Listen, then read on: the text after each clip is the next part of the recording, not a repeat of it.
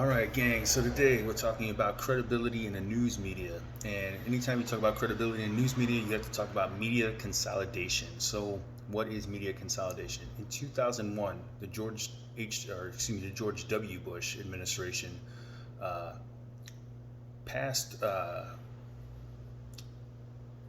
legislation that repealed a lot of the regulations concerning media ownership. Right? Who could own what? Right? So now bear in mind, right? In 1950, there were thousands of media companies in the United States, newspapers, television stations, radio stations. By 1983, I was 9 years old. There were only there were 50. There were 50 in 1983. 50 media companies own 90% of the media in the United States. As of right now, September 16th, 2020, there are five companies, five that own 90% of the media, and you know them by name. They are Time Warner, which owns Warner Brothers, Time and HBO, CNN; Disney, which owns ABC, ESPN, Miramax, etc.; News Corp, which is Fox, the Wall Street Journal, the New York Post, etc.; Comcast, which is NBC, Universal Studios, E Entertainment, Xfinity, right? And Viacom CBS, which owns Paramount, MTV, Comedy Central, etc. Now, as we sit here, right,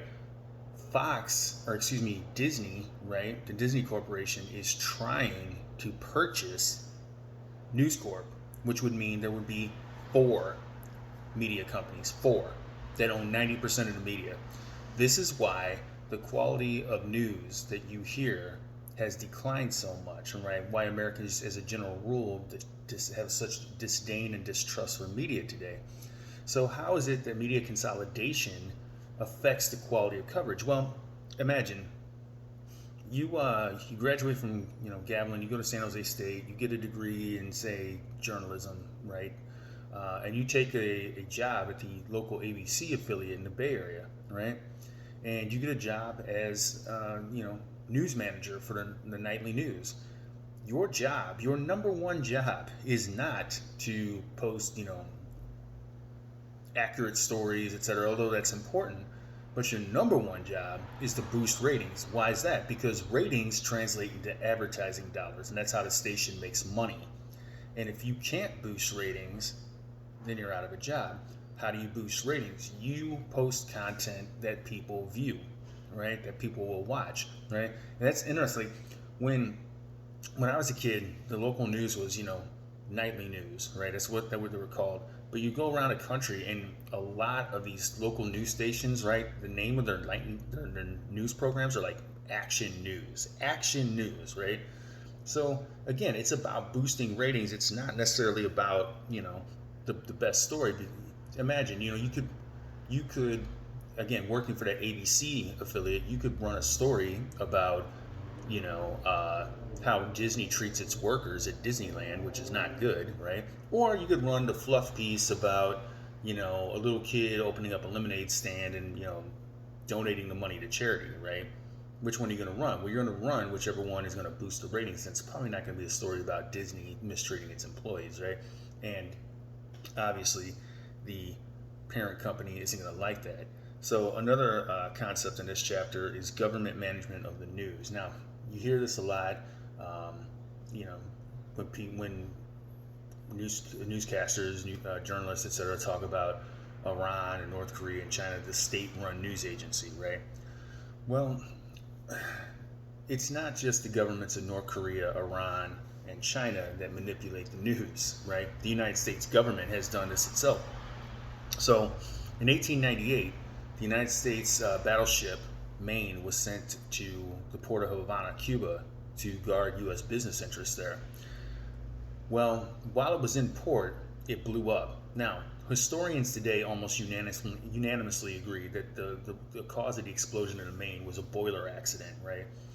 But there were many in the United States, many politicians, many business leaders who wanted the United States to go to war with Spain and take its colonial possessions. Spain was a declining empire. The United States was rising, right? So the William Randolph Hearst, who owned half the papers in the country, said, "I'll provide the war." So he posted all these headline stories in all the newspapers that he owned, right, and blamed Spain. The U.S. public got whipped up into a frenzy. You get a war, right? And the United States takes Cuba, Guam, Philippines. Now, Cuba was independent, but was nominally under the thumb of the U.S. until Castro came to power, right? Guam and Puerto Rico are still U.S. possessions, right? Well, that doesn't happen anymore, right? We don't do that anymore. Well, okay, so Pat Tillman, who played for the Arizona, he was a safety for the Arizona Cardinals back in 2000. Well, after September 11, 2001, he joined the Army. He became a U.S. Ranger. He got killed in Afghanistan. Now, the U.S. government was having trouble recruiting soldiers at that time, and so they wanted something that would help them boost recruitment. So what they did was they basically made Tillman a poster boy for recruitment, right? Oh, here's this pro football player who gave up millions of dollars and walked away from his football career because he wanted to serve his country, right? Well, what happened is the U.S. government censored the story of how he really died. What really happened was he was not killed in fighting the Taliban. He was killed by friendly fire from his own unit, right? I mean, it's just a horrible tragedy.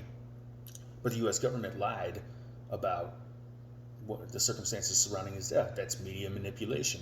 Here's another example on page 110 of the 12th edition, right? Moore and Parker write, our favorite example turned up in 2005. We're talking about media manipulation on the editorial page. Now, the editorial page of a newspaper is exactly where you would expect to find opinions. That's why it's there, right? So you would expect on the editorial page to find the views of the editors themselves, and there are syndicated columnists that appear in every paper in the country, right? So this is what they're talking about. In 2005, syndicated columnist Michael McManus was paid $10,000 by the Department of Health and Human Services for writing positively about one of its programs. His column is, ironically enough, called Ethics and Religion, right?